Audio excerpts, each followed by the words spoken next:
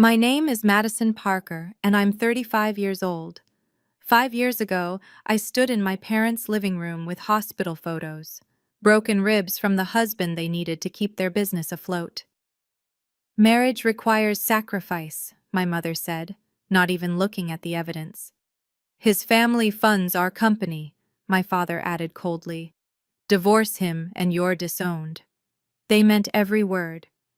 I left that night with nothing but the clothes on my back, erased from their perfect family portrait.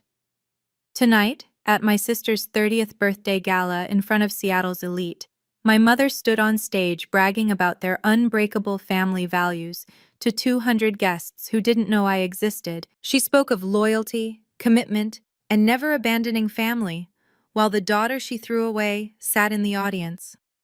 Then the MC turned to me with the microphone. As our evening's sponsor, would you like to comment on those beautiful family values?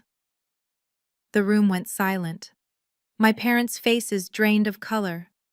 They were about to learn what their disowned daughter had become. Before we begin, please take a moment to like and subscribe, but only if stories about choosing yourself resonate with you. I'm curious, where are you watching from? Drop your city and local time below. Let me take you back to that night everything changed. The invitation arrived on a Tuesday morning, slipped under my apartment door in a cream envelope with no return address. My hands trembled as I recognized Rachel's handwriting, the same elegant loops she'd perfected at our mother's insistence. You are invited to celebrate Rachel Parker's 30th birthday, the Grand Belmont Hotel, black tie required. No mention of my name, just guest, written where a name should be. 5 years. 5 years since the day my mother stood in the doorway of my childhood home, her voice cold as winter. We only have one daughter from now on. Don't ever come back. 5 years since my father turned his back while I packed my things, bruises still healing under my sweater. They'd chosen their reputation over their daughter's safety, chosen their country club status over the truth about the man they'd handpicked for me. I'd built Tech Vision from nothing in those 5 years. 2 folding tables in a shared workspace became a corner office overlooking the city. The nights I cried myself to sleep in my studio apartment transformed into board meetings where I commanded respect.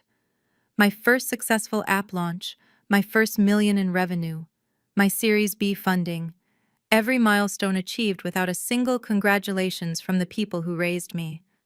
The invitation felt heavy in my hands. Why now? Why invite me after 5 years of pretending I died? My phone buzzed. James, my CFO.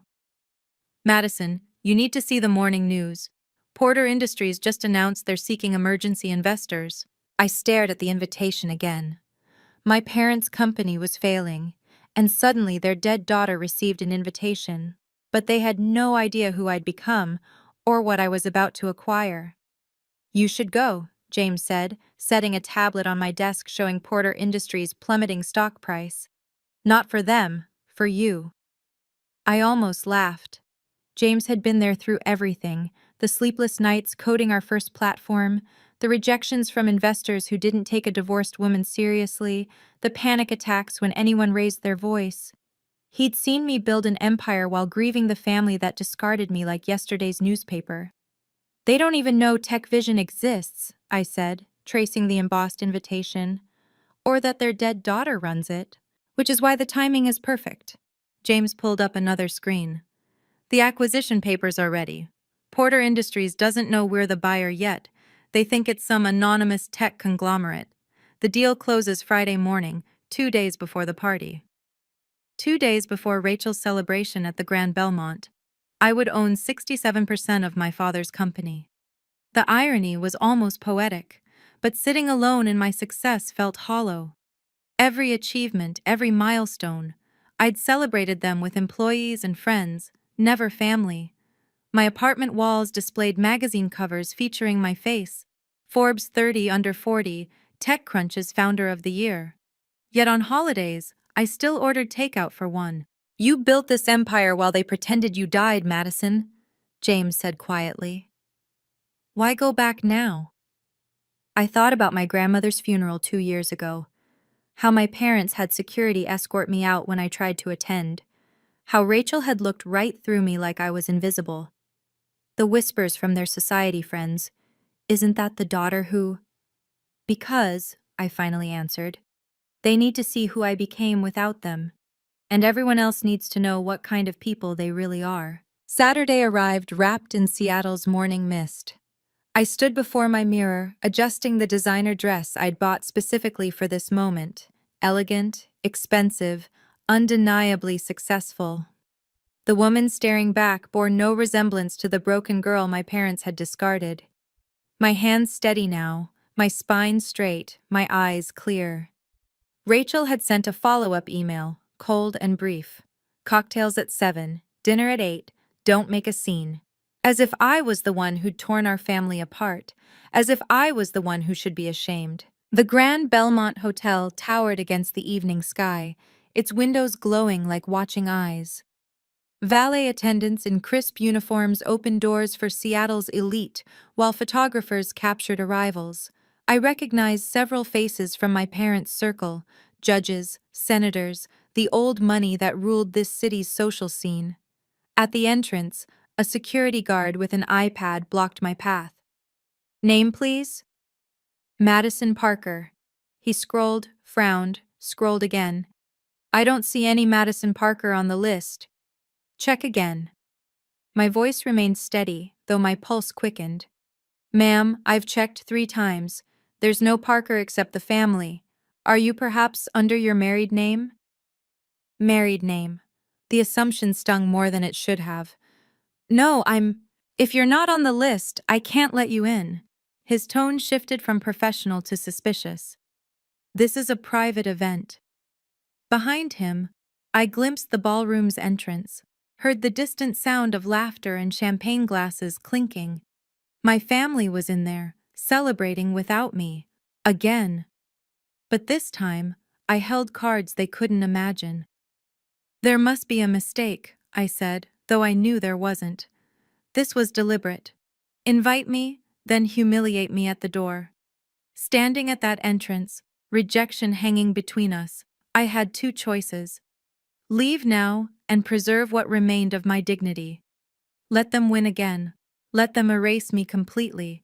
Or stay and risk the humiliation of begging entry to my own sister's party while 200 strangers watched. The security guard's hand moved to his earpiece. "Ma'am, I'm going to have to ask you to step aside." If I left now, nothing would change. My parents would continue their charade, Rachel would keep wearing my grandmother's jewelry, and the truth would die with me. But worse than that, I'd spend the rest of my life knowing I'd had the chance to face them, and walked away. Again. I thought about my grandmother, the only one who'd believed me about the bruises. She'd slipped me money before she died, whispered, "Don't let them dim your light, sweetheart." She'd wanted me at her funeral. They'd denied even that. "Is there a problem here?" A familiar voice made me turn. Mrs. Worthington, my mother's oldest friend, stood watching with sharp eyes. She'd known me since I was 5, had attended my wedding, had surely heard whatever lies my parents spread about my disappearance. "No problem," the guard said quickly. "This woman isn't on the list." Mrs. Worthington studied me, recognition flickering across her face. "Madison? Madison Parker?" The guard's expression shifted. "You know her?" Mrs. Worthington hesitated, glancing between us. This was it. She could verify my identity, force them to let me in, or she could pretend not to know me, complete my erasure. "Miss Parker," the guard said slowly, "mentioned she's not on the list. Only family and invited guests are permitted." The words hung in the air. Only family. "Wait," I said, pulling out my phone with calculated calm. "I should clarify. I'm here representing Tech Vision Corporation." The guard's entire demeanor changed. "Tech Vision? The event sponsor?" "Yes, Madison Parker, CEO." I showed him my business card, watching his face pale. "We're covering tonight's entire event. Strange that your list doesn't reflect that." He frantically scrolled through his iPad, then grabbed his radio. I need a manager at the main entrance. Now. His voice cracked slightly. The sponsor's CEO is here and there's been a mix-up. Mrs. Worthington's eyebrows rose. You're the CEO of Tech Vision? But that company is worth 50 million at last valuation, I said quietly. We've been quite selective about our public presence. Within seconds, the event manager appeared, practically running in her heels. Ms. Parker, I'm so terribly sorry. There must have been a communication error. Please write this way. Communication error, I repeated, letting the words hang. Of course. She led me through a side VIP entrance, past the regular guests still filing through security. Your table is in the premier section, naturally. Can I get you champagne? Anything at all? Just point me toward the family table, I said. Her smile faltered. The family table? The Parkers. I'd like to pay my respects. Of course, they're center stage, but… She looked confused. Forgive me, but do you know them personally? The question was a knife between ribs. Even the event staff didn't know Richard and Victoria Parker had another daughter. My erasure was complete, surgical, thorough. We have, I said carefully, a complicated history, but tonight is about moving forward, don't you think? She nodded, still puzzled, and gestured toward the ballroom's heart where my family held court, oblivious to the storm walking through their VIP entrance. The ballroom was exactly what my mother would demand. Crystal chandeliers casting golden light, orchids on every table, a string quartet playing softly.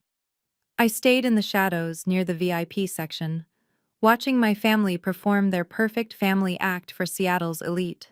My father, Richard Parker, stood tall in his tuxedo, his silver hair perfectly styled, laughing at some senator's joke. My mother, Victoria, glided between groups in a gown that cost more than most people's cars, her smile never wavering. And at the center, Rachel, radiant in designer red, accepting air kisses and compliments. Then I saw it. The emerald bracelet on Rachel's wrist, my grandmother's bracelet, the one she'd specifically left to me in her will, the one my parents claimed had been misplaced after the funeral.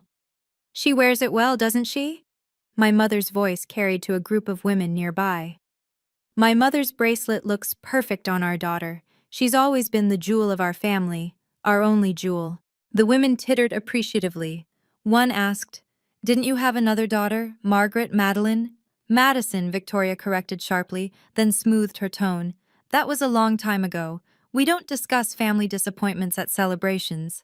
Family disappointments. 5 years reduced to 2 words. Rachel's eyes suddenly met mine across the room. The champagne glass in her hand trembled. Her face went white as fresh paper. She whispered something to her friend and started walking toward me, her expression cycling between panic and disbelief. She grabbed my elbow, her voice a harsh whisper. What are you doing here? Nice to see you too, Rachel. Happy birthday. You need to leave, now. Her fingers dug into my arm. Before Mom sees you. I was invited. I pulled out the invitation. See? Your handwriting. Her face went even paler. If you've ever felt like your family played favorites or made you feel invisible, I want to hear from you. Drop a comment below. Did you choose silence or confrontation?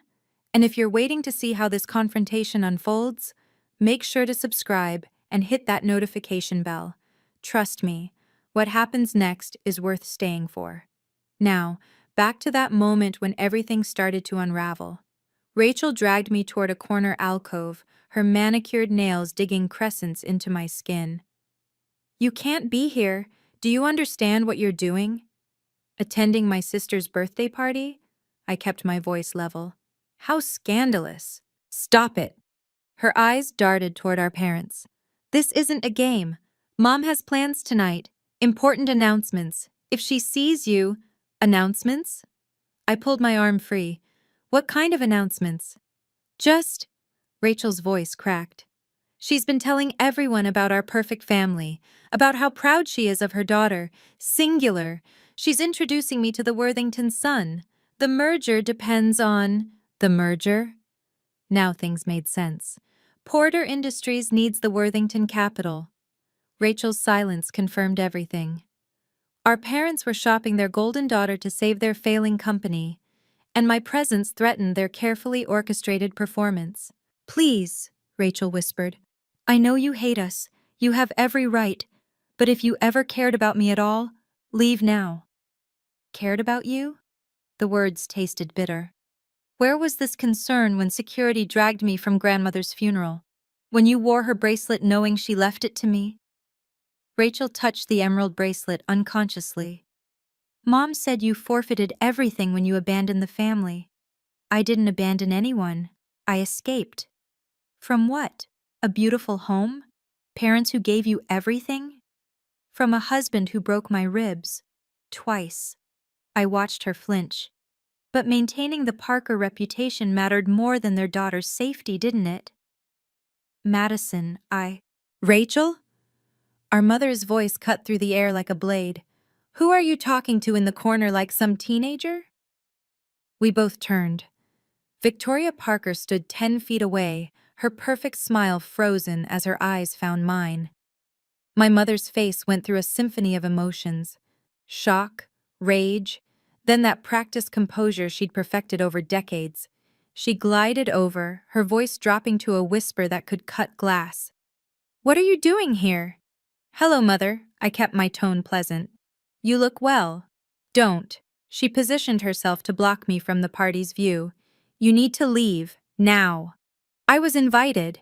I held up the invitation. "See? Official stationery and everything." Victoria's eyes snapped to Rachel, who seemed to shrink. "You didn't." "I didn't mean," Rachel started. "Bathroom. Now." Mother grabbed my wrist with surprising force, her smile never wavering for the guests who might be watching. To anyone observing, we looked like family members having a warm reunion. She practically dragged me onto the balcony overlooking the city lights. The moment the door closed, her mask dropped. "How dare you show your face here?" "I'm your daughter." "I have no daughter named Madison." Each word was ice. "That person made her choice 5 years ago." "My choice? To leave a man who hurt me? To destroy this family's reputation?" She straightened her gown. "Do you know what we endured? The whispers, the canceled invitations? You humiliated us." "He broke my ribs." "Marriage requires sacrifice." "Not that kind." She studied me with cold calculation. "You look different. Successful even. Did you remarry? Is that why you're here? To show off some new husband?" "No husband. Just me." "Then why?" Her eyes narrowed. "How did you even afford that dress? That watch?" Before I could answer, she raised her hand. "Actually, I don't care. Security!" A guard appeared immediately. "This woman is trespassing. Please escort her out." "Mother, I don't have a daughter here. Remove her. Quietly." The security guard stepped forward, then hesitated. "Ma'am, this is Ms. Parker. She's on our VIP list." My mother's composure cracked. "That's impossible." "She's the CEO of Tech Vision, Mrs. Parker, the event sponsor." His confusion was evident. Should I not have let her in? The blood drained from Victoria's face. "The sponsor?"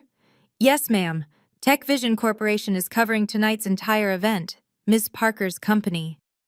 I watched my mother process this information, her social calculator working overtime.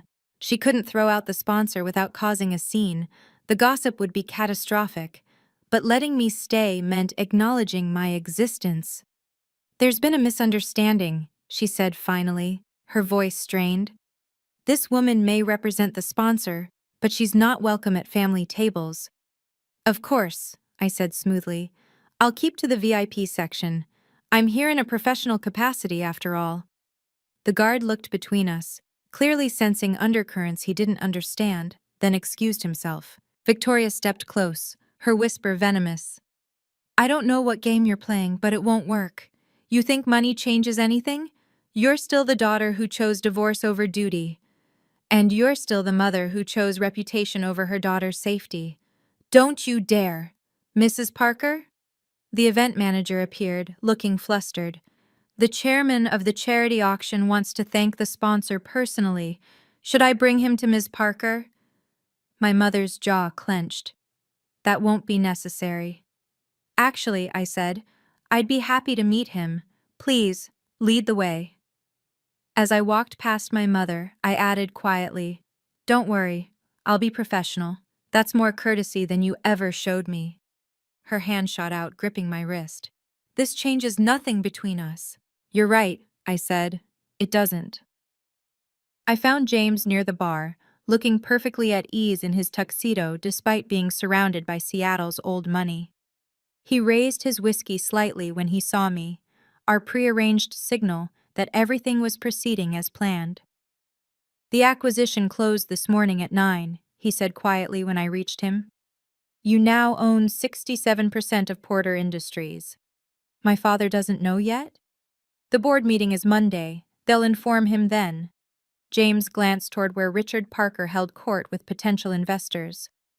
He's still trying to secure emergency funding. Poor man has no idea his company already has a new owner. I watched my father work the room, his confident smile hiding the desperation of a drowning man. He was promising things he couldn't deliver, making deals with money he no longer controlled. Ms. Parker? A distinguished older gentleman approached.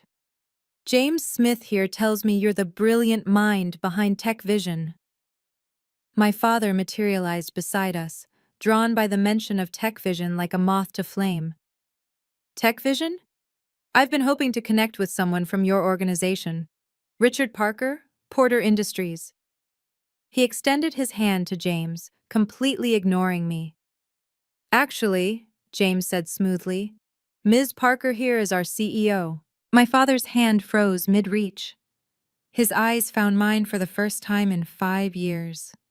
The recognition was instant, followed by confusion, then something close to fear. Madison? His voice was barely a whisper. Mr. Parker, I replied formally. I heard Porter Industries is seeking investors.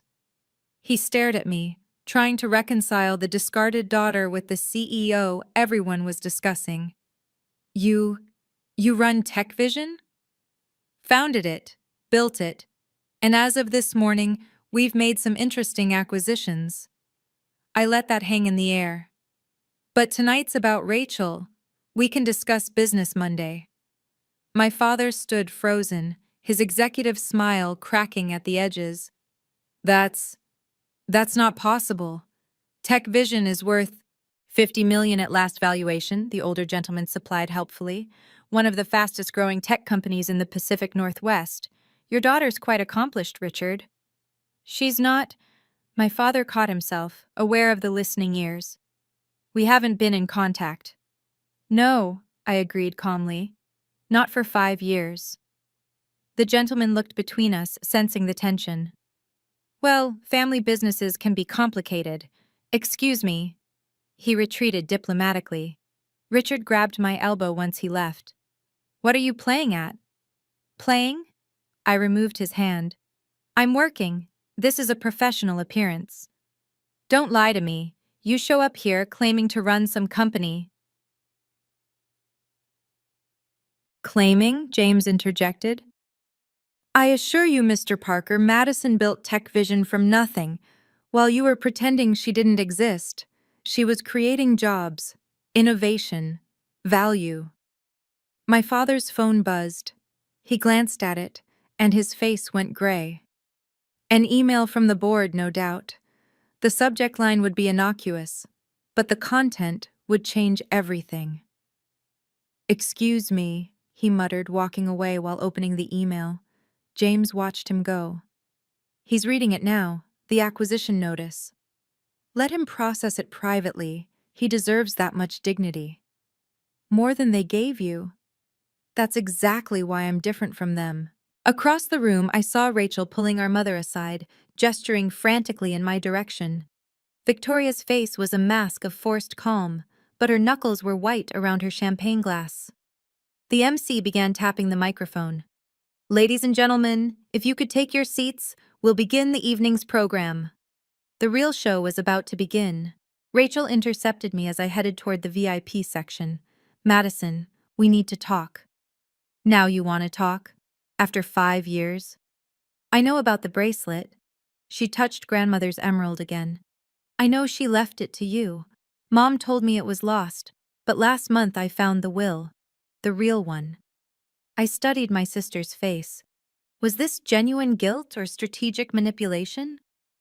With my family, I'd learned never to trust sudden confessions. Why are you telling me this now? Because something's wrong. Mom's been planning tonight for months. She keeps saying it's about my birthday, but… Rachel glanced around nervously. She invited every major family in Seattle, the Worthingtons, the Smiths, the Richardsons, and she made me memorize this speech about family loyalty and tradition. She's auctioning you off, I said bluntly. Porter Industries needs capital. You're the currency. Rachel's face crumpled slightly. I know, but what choice do I have? I'm not like you. I can't just leave. Can't or won't? You don't understand. After you left, they watched me constantly. Every friend vetted, every decision scrutinized. I'm 30 years old and still asking permission to leave the house. That's not love, Rachel. It's control. I know that. Her whisper was fierce. Why do you think I invited you? I thought maybe if you were here, if people saw you successful and happy, Mom might realize. Ladies and gentlemen, the MC's voice boomed. Please welcome your host for this evening, Mrs. Victoria Parker. My mother glided onto the stage, every inch the society matron. Thank you all for joining us to celebrate our precious Rachel. Family is everything to the Parkers. Loyalty, tradition, standing by each other through any storm. Her eyes found mine across the room. Some people abandon their families. We Parkers never do. My mother continued from the stage, her voice carrying perfectly through the ballroom's acoustics. Tonight isn't just about celebrating Rachel's birthday, it's about celebrating what she represents, the future of the Parker legacy. A daughter who understands that family comes first, always. The crowd murmured appreciatively. Several people glanced around and I realized they were looking for me. The other daughter, the cautionary tale. In our family, Victoria continued, we have a saying, Parkers persevere. Through market crashes, through challenges, through everything. We stand together. We don't run when things get difficult. Each word was a carefully aimed arrow. The audience didn't know she was speaking to me, but I felt every strike. And now, she smiled brilliantly, before we announce tonight's special surprise, I want to thank our generous sponsor, Tech Vision Corporation, for making this evening possible. The spotlight swung around the room, searching. The event manager gestured frantically at me to stand. Ah, yes. My mother's voice tightened almost imperceptibly. Their representative is here somewhere. Stand up, please, so we can thank you properly. I rose slowly. The spotlight found me, and gasps rippled through the crowd. Those who knew our family history recognized me immediately. Whispers spread like wildfire. Is that Madison? The divorced daughter? I thought she was… Thank you, my mother said curtly. For your professional support, please, sit. But the MC was already approaching with his microphone, following protocol. Ladies and gentlemen, let's have a round of applause for our incredible sponsor. Would you like to say a few words? My mother's face was marble.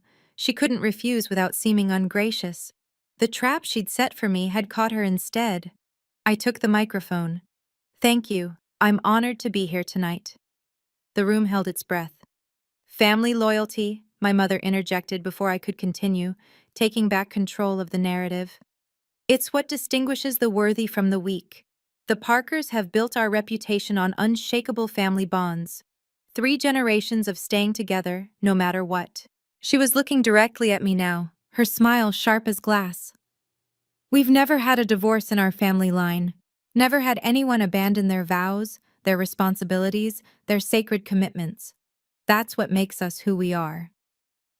The crowd murmured approval. Mrs. Worthington nodded sagely. Several of the older society matrons were looking at me with barely concealed disgust. Unlike some people, Victoria continued, who run at the first sign of difficulty, who choose the easy path of giving up. We Parkers honor our commitments. Marriage is sacred. Family is forever. Those who break these bonds? She paused dramatically. They're not family at all. I still held the microphone, the weight of 200 stares pressed down on me. Some sympathetic, most judgmental, all waiting to see if I'd defend myself or slink away in shame. You're absolutely right, Mother, I said into the sudden silence. My voice was steady, professional. Families should protect each other, stand by each other, never let one of their own suffer alone. Her smile flickered uncertainly. That's why, I continued, when someone is being hurt, really hurt, family should be their safe harbor, their defenders, not their judge and jury. How dare, she started. But you're right about one thing. I kept my tone conversational, as if we were discussing the weather. The person who abandoned this family 5 years ago, she doesn't exist anymore. That broken, frightened girl who begged for your help, she's gone. My mother's face had gone pale. Security. In her place stands someone entirely new, someone you're about to meet properly. Some of you may remember me, I continued, addressing the room while my mother stood frozen on stage. Madison Parker, the daughter who disappeared 5 years ago, the family disappointment, the quitter who couldn't make her marriage work. Uncomfortable shifting filled the room. Richard had returned, standing near the back, his face ashen. He was definitely reading emails on his phone now, probably from every board member. But Mother's right. That person is gone. She died the day her parents chose their reputation over her safety. When bruises were called marital disputes and broken ribs were private matters. Gasps echoed through the ballroom. Mrs. Worthington's hand flew to her mouth. You're lying, my mother hissed into her own microphone. Ladies and gentlemen, this woman is disturbed. Medical records from Seattle General would disagree, I said calmly. 3 documented visits. Police reports filed and mysteriously withdrawn after family pressure, all verifiable. Stop this immediately! Victoria's composure was cracking. This is my daughter's birthday celebration. Your daughter? I let that hang. I thought you only had one daughter. You've been very clear about that tonight. To everyone. While I stood right here. Rachel had shrunk into her chair, tears streaming down her face. Several guests were recording on their phones now. This would be viral within hours. Security, my mother called again, but the guards hesitated. Removing the sponsor by force would be a PR nightmare. Don't worry, I said. I'm almost done. But first, shouldn't we thank the sponsor properly?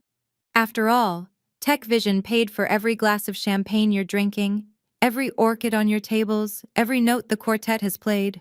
The MC, sensing drama that would be talked about for years, approached with the evening's program. Actually, we were about to announce. Please, I said. Go ahead. Announce it. My mother, desperate to regain control, pushed forward. Before any announcements, I want to address these vicious lies. This person standing here is exactly why we had to protect our family's reputation. Mental instability, false accusations, destroying a good man's name. A good man? I laughed, but there was no humor in it. Should I call Christopher? I'm sure his third wife would love to hear how good he is. Or maybe the restraining order she filed last month would speak for itself. The room erupted in whispers. Several people were openly filming now. Enough! Victoria pointed at me. You are nothing to this family. Nothing. You made your choice. You're right. I did make a choice. I chose to survive. To build something from nothing. To become someone you never thought I could be. Delusional? Ladies and gentlemen, the MC interrupted, clearly following his script despite the chaos. It's time to formally thank our incredible sponsor for this evening. Please, a round of applause for Tech Vision Corporation and their CEO. The massive LED screens around the ballroom suddenly came alive. The Tech Vision logo appeared in stunning clarity, followed by my professional headshot and title. Madison Parker, the MC read, confused but professional, founder and CEO of Tech Vision Corporation, recently featured in Forbes 30 Under 40 and one of Seattle's most successful entrepreneurs. The applause was scattered, uncertain. My father dropped his phone. But that's not all, the MC continued, reading from his cards. Tech Vision has prepared a special announcement for tonight. My mother lunged for his microphone. No! The screens changed again. This time they showed official documents, acquisition papers, Porter Industries logo being absorbed by Tech Visions. As of today, I said into the stunned silence, Tech Vision Corporation is the majority owner of Porter Industries. My mother's knees buckled. This is the moment everything changed. If you've ever dreamed of proving wrong those who doubted you, hit that like button, comment karma if you believe people eventually get what they deserve. And please subscribe and ring that bell, because what happens next will show you that success truly is the best response. Now, let's see how my family handled learning their disowned daughter had become their boss. The screens continued their presentation, each slide another nail in my parents' social coffin. Financial data showing Porter Industries' 5-year decline. The emergency board meeting. The unanimous vote to accept Tech Vision's acquisition offer. This can't be legal, my father finally spoke, his voice cracking. The board can't sell without my approval. Actually, James stood up, holding a folder. According to the company bylaws you signed, the board can act independently if the company faces insolvency, which it does. Porter Industries has been hemorrhaging money for 2 years. You planned this, my mother whispered into her microphone, forgetting it was still on. You've been planning this. No, I said simply. I built my company to succeed. Yours just happened to be for sale. Though I admit, the timing is poetic. The screens now showed my achievements. TechCrunch Startup of the Year, Seattle Business Journal's fastest-growing company, my team of 200 employees at our modern offices. 5 years ago, I addressed the room. This family erased me because I wouldn't stay in an abusive marriage. They cared more about their reputation than their daughter's safety. Tonight, they introduced me as a stranger while wearing my grandmother's jewelry and denying I existed. I looked directly at my parents. But you were right about one thing. That scared, broken girl doesn't exist anymore. In her place stands someone you never expected, your boss. I'll fight this, Richard sputtered. My lawyers will tell you the sale is ironclad. As of 9 this morning, I own 67% of your company. Your office, your contracts, your corporate accounts, they all report to Tech Vision now, to me. Rachel stood up suddenly. Madison, please. Sit down, Rachel, our mother snapped. Don't you dare. No, Rachel said, louder. No more. Madison, I'm sorry. I'm so sorry. The room watched in fascination as our family drama played out like premium theater. Every phone was recording, every whisper analyzing, every eye glued to the stage where my mother stood trembling with rage. You ungrateful, Victoria started. Careful, I warned. Your next words will be trending within the hour. Choose them wisely. The screens behind me now displayed a final slide. Tech Vision Corporation, building tomorrow today. CEO Madison Parker welcomes Porter Industries to our family of companies. Family, my mother spat. You dare use that word? Why not? It means something different to me now. My company is built on loyalty, trust, and protecting each other. Everything you taught me family shouldn't be. Mrs. Worthington stood up slowly, her voice cutting through the chaos. Victoria, is it true? About the bruises? The hospital visits? My mother's mouth opened and closed like a landed fish. It's true, Rachel said suddenly, her voice stronger. I saw them, we all saw them, and we did nothing. She pulled off the emerald bracelet.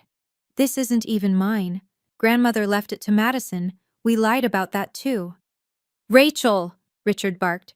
Stop talking immediately.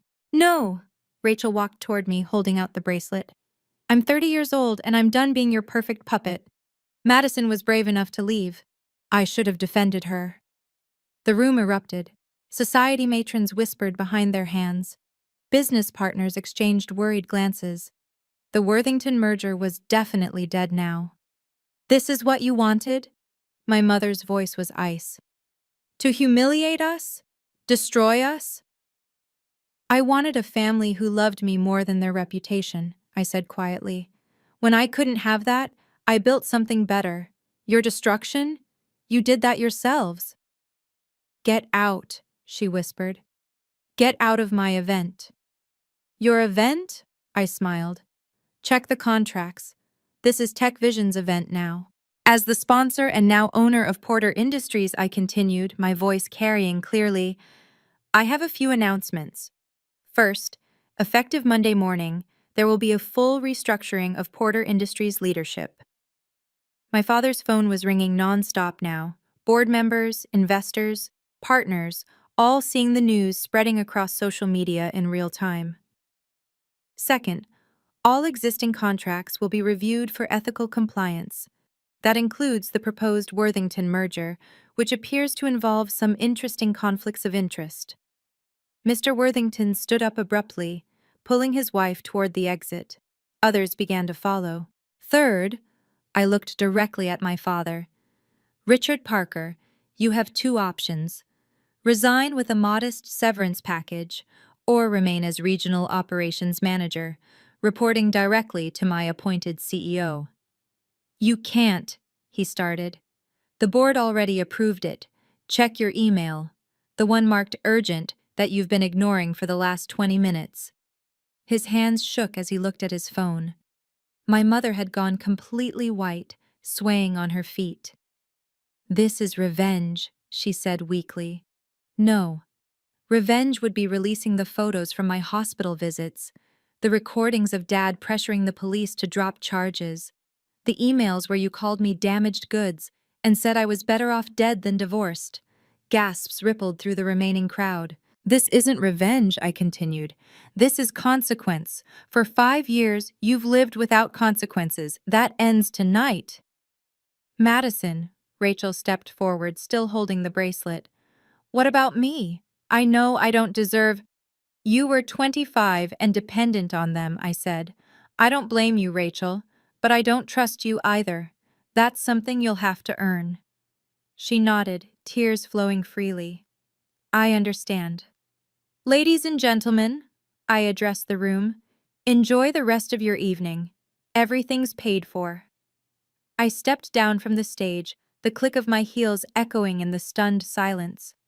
The crowd parted like the Red Sea, some reaching for my hand in congratulations, others shrinking away as if failure was contagious. 5 years ago, I said, turning back one last time, you taught me that family was conditional, that love had a price, that safety mattered less than reputation. I looked at my parents, both now seated, looking far older than their years. Thank you for those lessons. They made me build something unconditional, something real. Mrs. Worthington started clapping. Alone at first, then joined by another, then another. Not everyone, many of my parents' allies stood frozen, but enough. Enough to show that truth still meant something. My mother found her voice one last time. You've destroyed everything we built. No, I said simply. I've revealed what you built. A house of cards, a reputation based on lies, a family that valued appearance over authenticity. Get out, she whispered. Gladly, but remember, Monday morning, I'm your boss, both of you. Unless you prefer unemployment. My father's jaw clenched. At 62, with his reputation in tatters, finding another executive position would be impossible. They needed this job. They needed me. Will never work for you, he said. Then clean out your offices by Monday. James here will handle the transition. I nodded to my CFO. He's very thorough. Rachel approached one more time. Madison, the bracelet. Keep it, I said. Grandmother would want one of us to wear it with pride. Maybe someday, that can be you. As I walked toward the exit, the event manager rushed over. "Ms. Parker, should we end the party?" "No. Let them stay. Let them talk. Let them remember this night." I paused. The night the Parkers learned that karma has a name. Outside the ballroom, James caught up with me in the marble corridor. That was intense. It was necessary. I pulled out my phone, already seeing the notifications exploding. "Send the transition team in Monday at 7 a.m. I want every department audited by noon." "And your parents?" "Give them the weekend to decide. Resignation with basic severance or stay and report to the new CEO." I paused. "Who won't be me? I have a company to run. Promote Sandra Martinez from our acquisitions team. She'll handle them fairly but firmly." "You're not going to oversee them personally?" "They're not worth my time anymore." The words felt like freedom. "I have 200 employees who respect me, partners who value me, and a company that's changing the world. Why would I waste energy on people who threw me away?" Back in the ballroom, I could hear chaos erupting. Shouts, my father's voice, my mother's shrill protests. Security was probably involved now. "Should we?" James started. "No. Let them implode. It's been coming for years." My phone buzzed. A text from Rachel. "I know you'll never forgive me, but I want you to know I'm leaving them too. Tonight. I'm 30 years old, and I've never lived my own life. You gave me the courage to try." I didn't respond. Some bridges once burned couldn't be rebuilt with words. "The media will be all over this by morning," James warned. "Good. Let everyone see what happens when you choose reputation over your own child." I straightened my dress. "Schedule a press release for Monday. Keep it simple. Tech Vision acquires Porter Industries, plans for ethical restructuring, commitment to transparency." "And if reporters ask about tonight?" "No comment on family matters. The business speaks for itself." "Madison Parker, ice-cold CEO," James said with admiration. "No," I corrected. "Madison Parker, survivor." In the parking garage, I found Rachel waiting by my Tesla, mascara streaking her cheeks. "Please, just 5 minutes." "Rachel." I knew about Christopher, about what he did. I saw the bruises that Thanksgiving when you tried to hide them with makeup. The words tumbled out. "Mom told me to ignore it, said all marriages had struggles. I was 25 and scared, and I chose being the golden child over being your sister." I studied her face. The perfect makeup was ruined, the designer dress wrinkled. She looked more real than I'd seen her in years. "I can't forgive you," I said honestly. "Not yet, maybe not ever. I'm not asking for forgiveness. I'm asking for a chance to earn it." She pulled off her designer heels, standing barefoot on the cold concrete. "I'm leaving them. Tonight. I have $8,000 saved that they don't know about. It's not much, but it's a start. You did it with less." "I did it with nothing," I corrected, "and no safety net." "I know." She wrapped her arms around herself. "I'm not you, Madison. I'm not brave like you. But I want to try, to be someone besides their doll." "Then do it. But not for me. Do it for yourself." "I will." She hesitated. "Can I ask one thing? Why didn't you expose everything? The photos, the recordings you mentioned?" "Because I'm not them," I said simply. "I don't need to destroy people to win. Taking their company was justice. Ruining their lives would be cruelty." "You're better than all of us." "No, I just learned that success is the best revenge, and boundaries are the best protection." She nodded, understanding. "Goodbye, Madison." "Goodbye, Rachel, and good luck." I drove through Seattle's glittering downtown, the city lights blurring past my windows. 5 years ago, I'd driven these same streets in a borrowed car, everything I owned in 2 suitcases, my ribs still aching from Christopher's last disagreement. My phone rang through the car's Bluetooth. "James." "You need to see this," he said. "Check Twitter." At a red light, I looked. The video was already viral. Disowned daughter becomes parent's boss, had 30,000 views in an hour. The comments ranged from supportive to shocked to vindictive.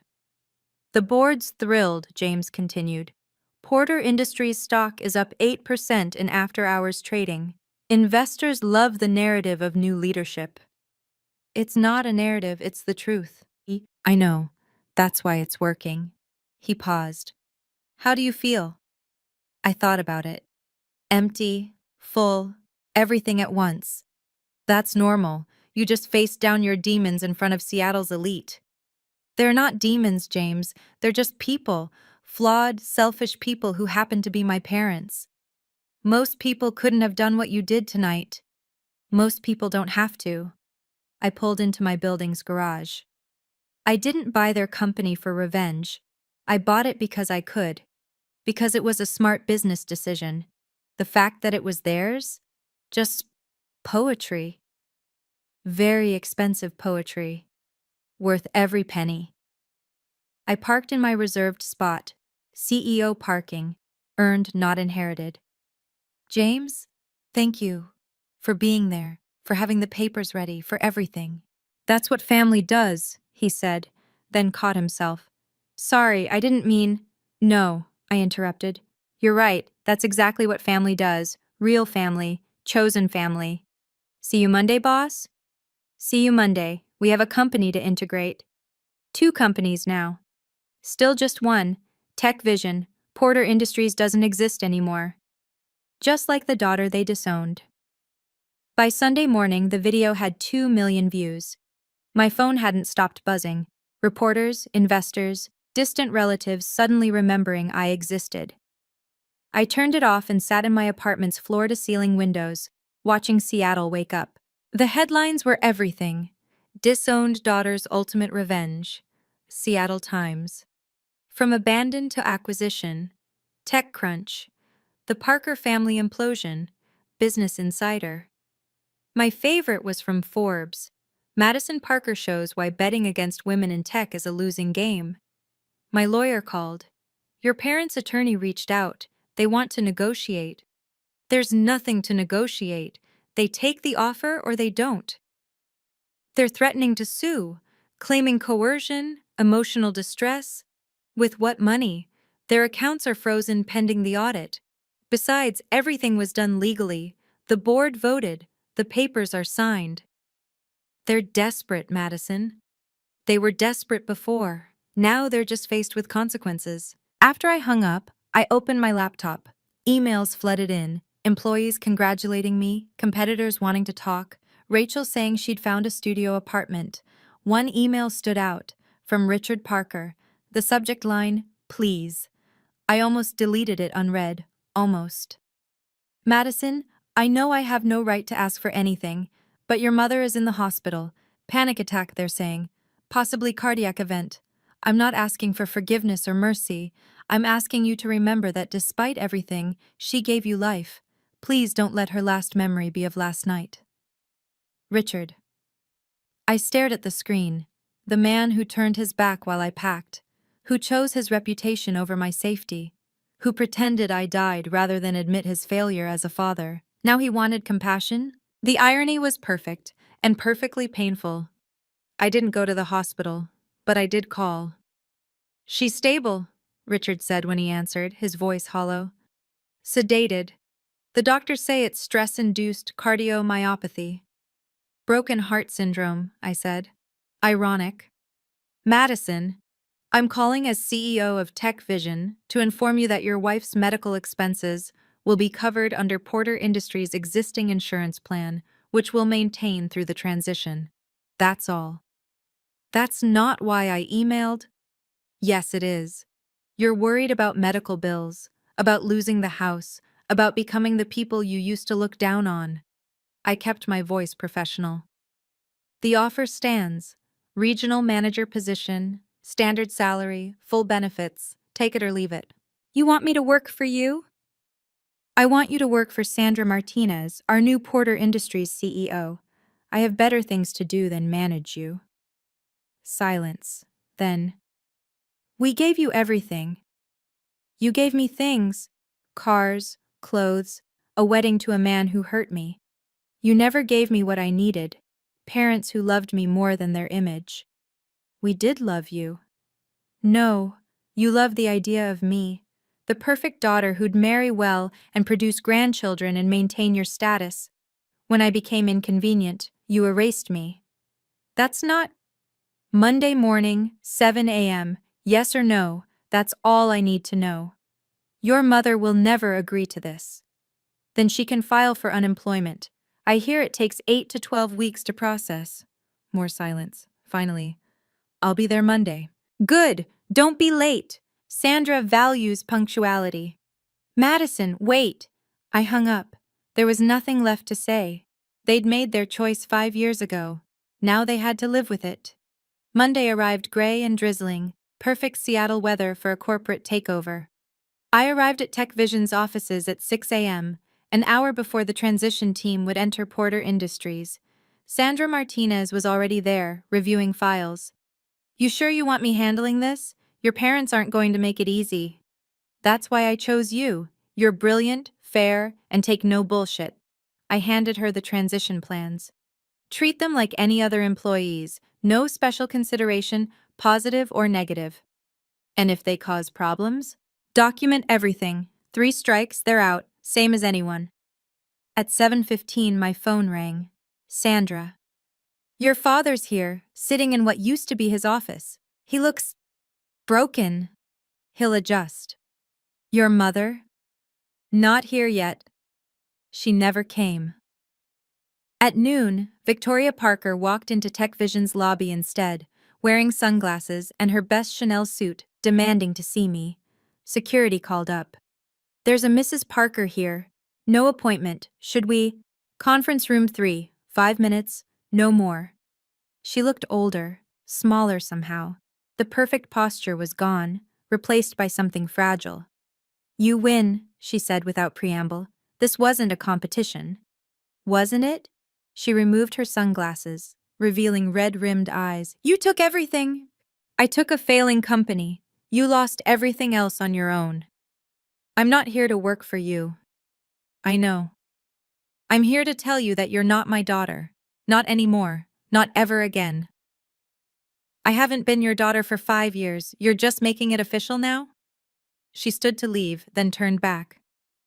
Your father's a fool for taking your offer. He's practical, something you never were. I was protecting our family. You were protecting yourself. There's a difference. She left without another word. I never saw her again. 3 weeks later, Rachel's letter arrived at my office. Handwritten on simple stationery, not the monogrammed cards our mother had insisted on.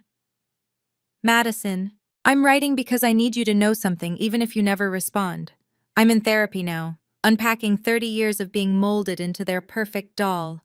My therapist says I was a victim too, but that doesn't excuse my choices. I watched you suffer. I stayed silent when they rewrote history. I wore grandmother's bracelet knowing it was yours. I was a coward, and I'm sorry. I'm working now, entry-level marketing at a nonprofit. The pay is nothing compared to my allowance, but I earned it myself.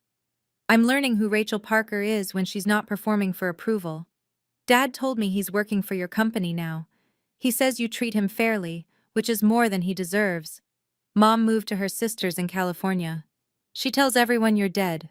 The irony isn't lost on me. I don't expect forgiveness. I don't expect anything. I just wanted you to know that you didn't just free yourself that night. You freed me too. Your sister, if I can still call myself that, Rachel.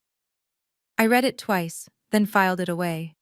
Maybe someday I'd respond. Maybe someday we could build something new from the ashes of our family. But not yet. Trust once shattered, took time to rebuild. James knocked on my door.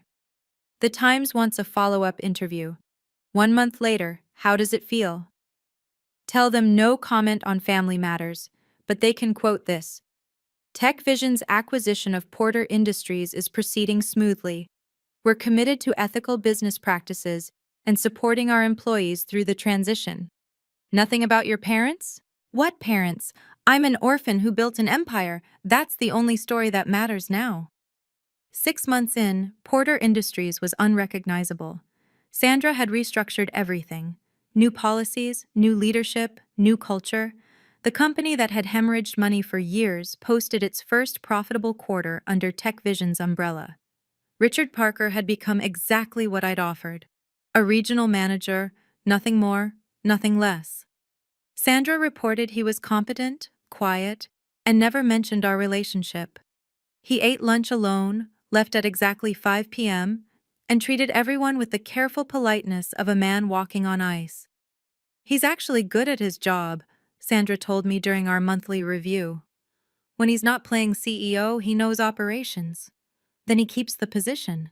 He asked about you yesterday, first time in 6 months. And? I told him you don't discuss personal matters at work. He just nodded and went back to his spreadsheets. That was our relationship now, spreadsheets and silence. Professional boundaries, firmly held. He was Mr. Parker, regional manager. I was Ms. Parker, CEO of the parent company. Nothing more. The media had moved on to other scandals, other family dramas. Occasionally, someone would recognize me and whisper, but Seattle's elite had short memories when money was involved. TechVision's success spoke louder than old gossip. My apartment had become a home. Plants thrived in the windows.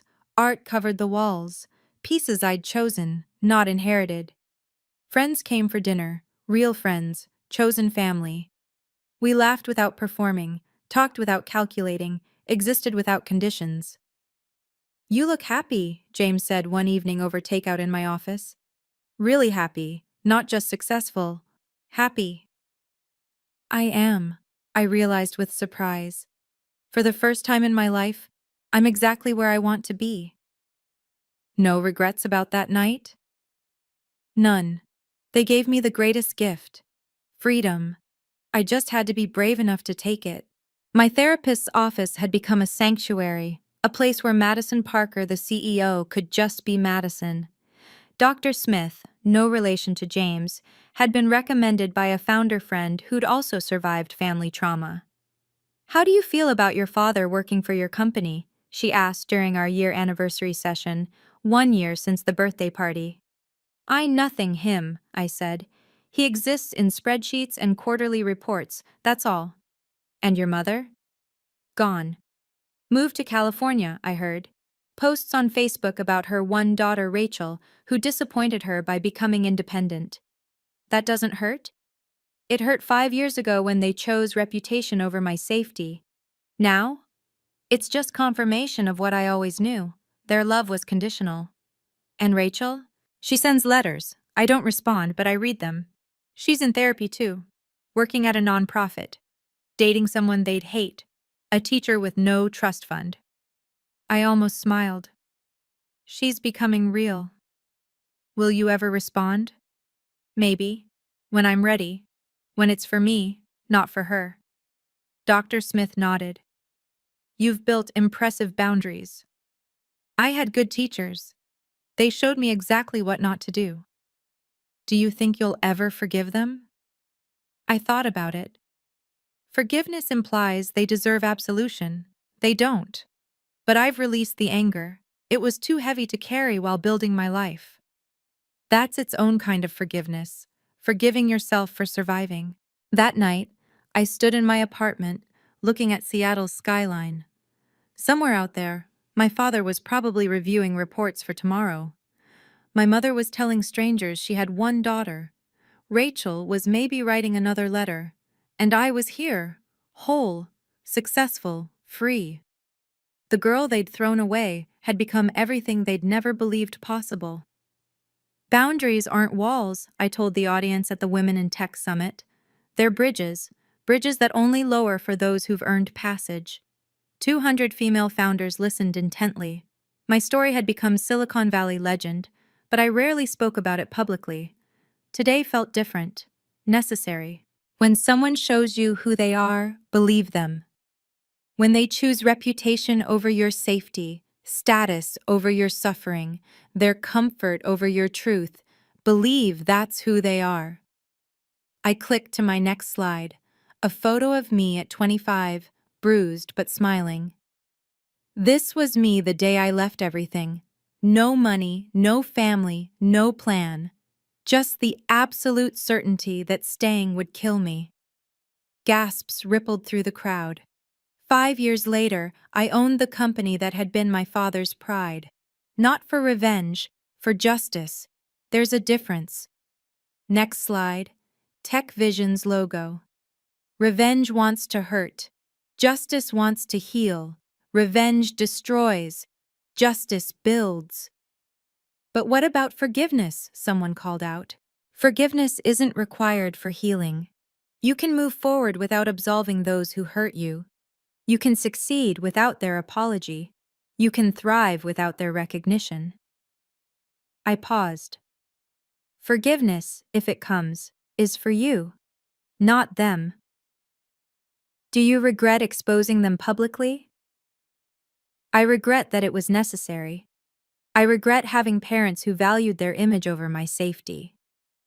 But regret the revelation? Never. Truth isn't cruel. Silence is. After the talk, a young woman approached, sleeve pulled up to show fading bruises. My family says I'm overreacting, that marriage is about compromise. Compromise is about choosing restaurants, not accepting violence. Your safety is non-negotiable. But family that doesn't protect you isn't family, it's just genetics. She nodded, tears falling. Another soul preparing to save herself. That's why I told my story, not for sympathy, but for her. 18 months after the birthday party, I sat across from Rachel in a quiet coffee shop. She'd requested the meeting through James, professionally, respectfully. I'd finally said yes. She looked different. The designer clothes replaced with simple jeans and a sweater. The perfect makeup gone, revealing actual skin, actual life. She looked like herself for the first time. "Thank you for seeing me," she started. "You have 15 minutes. "I only need 5. She pulled out an envelope. "I've been saving. This is every penny of the allowance money I took after you left. $30,000. I want to donate it to your domestic violence foundation." I hadn't publicized the foundation, but somehow she knew. "That's not necessary." "It is, for me." She pushed the envelope across. "I profited from your pain. I wore your jewelry, took your place, enjoyed the privilege of being the only daughter. This doesn't fix it, but it's a start." "Rachel, I'm not asking for forgiveness. I'm not asking for anything. I just wanted you to know that I see it now, all of it, the gaslighting, the control, the way they broke you down until leaving seemed like your failure instead of your salvation. And now? Now I'm free too. Broke, struggling, but free. I teach art to kids at the community center. I live in a studio that's smaller than my old closet. I've never been happier." "Good for you." I mean it, Madison. You saved both of us. You just saved yourself first." We sat in silence, two sisters separated by more than time. "Maybe," I said finally, "we could do this again. Coffee.